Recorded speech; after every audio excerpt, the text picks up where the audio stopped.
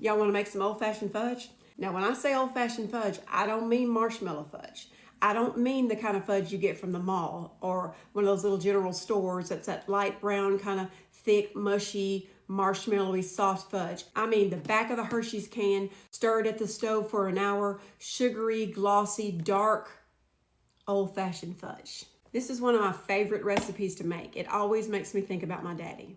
I wasn't raised with my daddy, and I didn't have a relationship with him until I was an adult. But his mama, my sweet grandma, raised us when we were little, and she taught me how to make this fudge. And I've been making it since I was so little I had to push a chair up to the stove to stir it.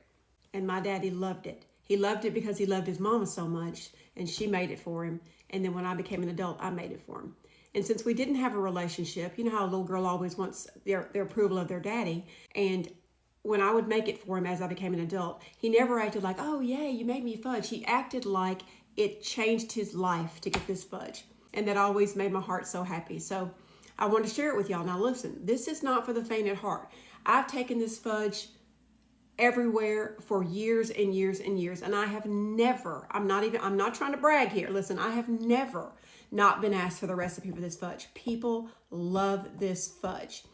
And when people ask me for it, I stress a little bit because the recipe's not hard. It's 7 ingredients, but you have to know when it's done. That's it. If you cook it a little bit too long, it turns into sugar.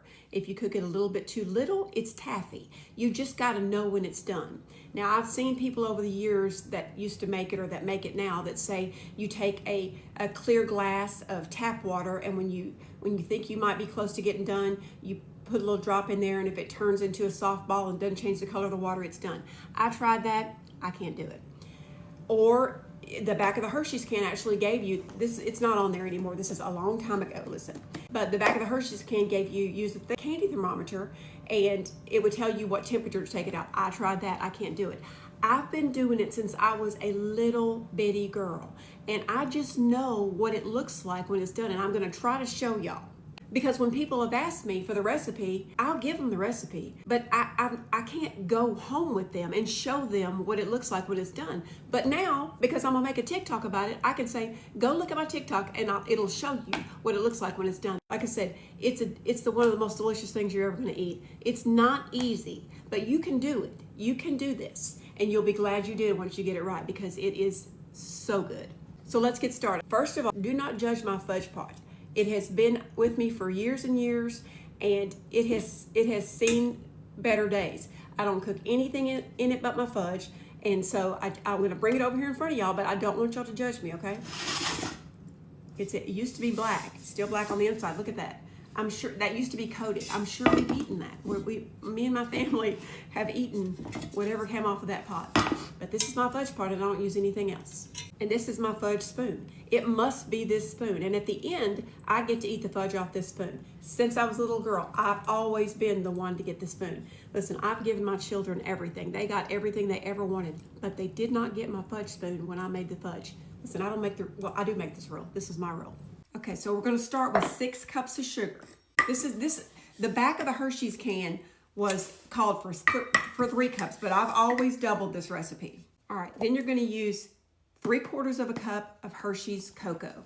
All right, then I always stir the powder because sometimes once you put the wet in there, the liquid in there, sometimes it would make the chocolate would knot up. So you want to get the knots out of it, the lumps out of it, or whatever you call it, and get it mixed up it's going to look like sort of like Nestle Quick. Okay, it looks like that, kind of like Hershey's chocolate. All right, then you're going to do 2 cans of Carnation evaporated milk. Now you can use pet milk, whatever you want to do, but I use Carnation. You stir that up. Make sure you don't have any lumps. Make sure you have all that incorporated. It looks like that. All right, and I'm going to cook this on this little portable stove top because I don't have any room over there at my stove to actually do this, and I've never used this before, so it's going to be trial and error for me too. But when you're cooking it on your stove, you're going to put it on. It's going to be on a medium low. If you have numbers on there 1 through 10, I usually put it on a little bit between the 5 and the 6. I don't know if that helps you. I'm just trying to tell you everything I can for you to get this right because you will love it. Anyway, low and slow. So I will let you know when I get done how long this took, because it's usually about 45 minutes of stirring. And it's going to do, I always tell people it goes through, listen, I'm not a chef. I'm not even a cook. I just know how to cook what I cook. And I tell people this goes through 2 stages of boil. That's why I use this tall pot, because the first stage is going to be real bubbly and fluffy and frothy and come all the way almost up to the top. I'll show you. And then the second stage later on, it'll be a low rolling, shiny, dark brown boil at the bottom. And you're going to want to stir this pretty much the whole time. You just want to be really careful that it doesn't burn on the bottom. I mean, I'm not saying you can't walk away from it for a minute, but you're going to want to stir this pretty much the whole time. So you got to stay in the stove. All right, I'm going to show y'all the first stage that I was talking about. Can y'all see that? How it's come up really tall. It's almost halfway up the pan or a little bit. And it's a light brown and it's puffy looking. The steam's going to keep y'all from seeing it, but you see it's kind of puffy. Now the next stage is going to look different from that. So hold on. Okay, so now look, when I'm stirring this, you see if I drag this spoon across the bottom, it's not making any kind of a valley or anything. It's just, you can't see the bottom of the pan.